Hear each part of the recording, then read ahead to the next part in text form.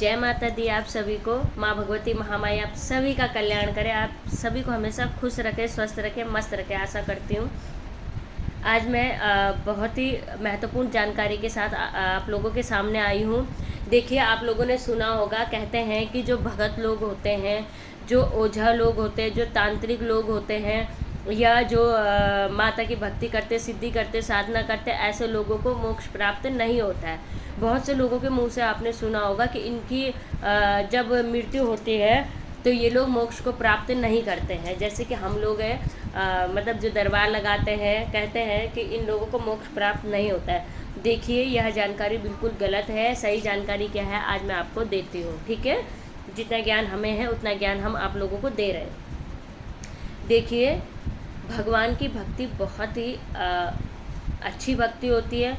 भगवान की भक्ति में कोई संशय नहीं है कि भगवान आपको मोक्ष की प्राप्ति नहीं कराएंगे। जो भगवान की सच्चे दिल से भावना और भक्ति करेगा, भक्ति बहुत प्रकार की होती है। एक भक्ति होती है कि हम अपने परिवार के लिए पूजा पाठ कर रहे हैं, जब तप कर रहे हैं, मतलब कोई भी मंत्र ले लिया और हमने उसका उच्चारण किया, ये एक नॉर्मल भक्ति है। और एक भक्ति होती है कि हम मंत्र जाप कर रहे हैं, सिद्धि कर रहे हैं, साधना कर रहे हैं, मगर हम किसी का भी भला नहीं करते हैं। सिर्फ वो अपने लिए कर रहे हैं, अपने मोक्ष के लिए कर रहे हैं, तो किसी का भी भला नहीं करते हैं। ना ही किसी का झाड़ा लगाते, तंत्र काट करते, ना ही चौराहे का, मतलब कुछ भी तंत्र काट वगैरह वगैरह कुछ भी नहीं करते। एक भक्ति तो यह होती है, ठीक है।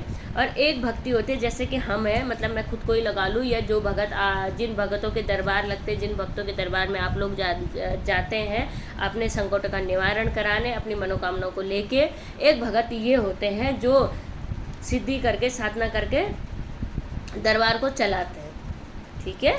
दरबार को चलाते हैं, आप लोगों के संकटों को काटते हैं, ठीक है। तो इन भक्तियों में क्या अंतर है, कैसे हमें मोक्ष की प्राप्ति हो और कैसे ना हो, यही सवाल था। यही विषय मैं लेकर आई थी कि मोक्ष की प्राप्ति होती है या नहीं होती है। देखिए, मोक्ष की प्राप्ति अगर माँ भगवती भद्रकाली या कालका, या मतलब कोई भी माँ का कोई भी स्वरूप हो, ठीक है, ध्यान से सुनना, बातों को समझना। माँ का कोई भी स्वरूप हो, हनुमान जी, भैरव जी, राम जी, श्री कृष्ण जी, शिव शंकर भोलेनाथ, ठीक है, जो देवता है, अगर आप इन लोगों की सिद्धि करते हो, साधना करते हो, इनकी पूजा पाठ करते हो, जब तप करते हो, और फिर आप दरबार लगाते हो या लोगों का भला करते हो, तो आपको मोक्ष जरूर मिलेगा।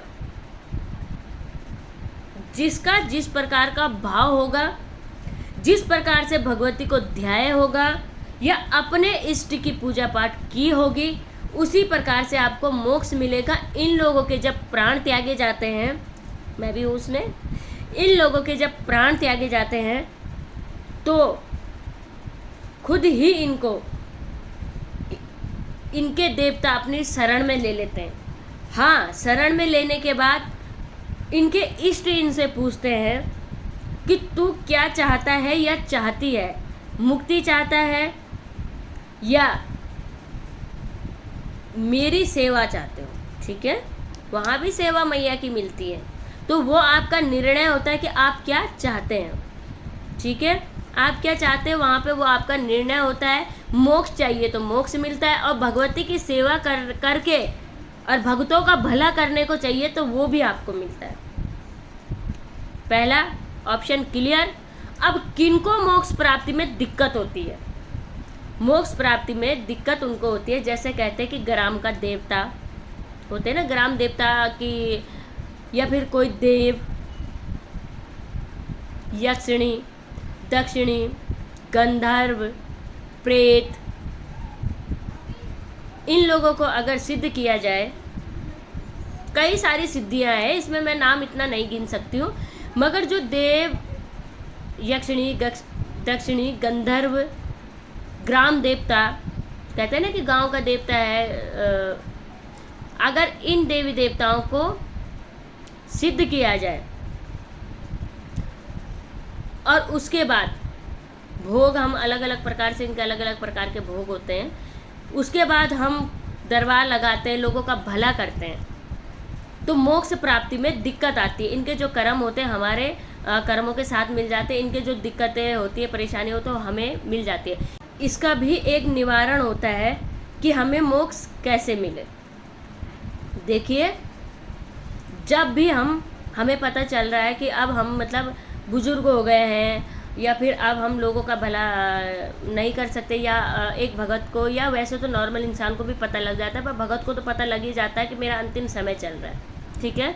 तो इस दशा में आप इनका त्याग कर सकते हैं, गंगा विसर्जन कर सकते हैं, इन शक्तियों को वापस भेज सकते हैं, सिद्ध की हुई शक्तियों का विसर्जन कर सकते हैं, त्याग कर सकते हैं। और उसके बाद अगर आपकी मृत्यु होती है तो आपको मोक्ष जरूर प्राप्त होगा।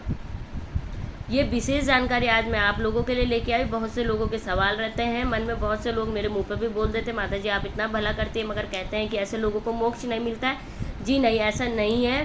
अब मैं हर किसी को तो समझा नहीं सकती, इसलिए चैनल पे वीडियो डाल दिया। जय माता दी, जय महाकाल।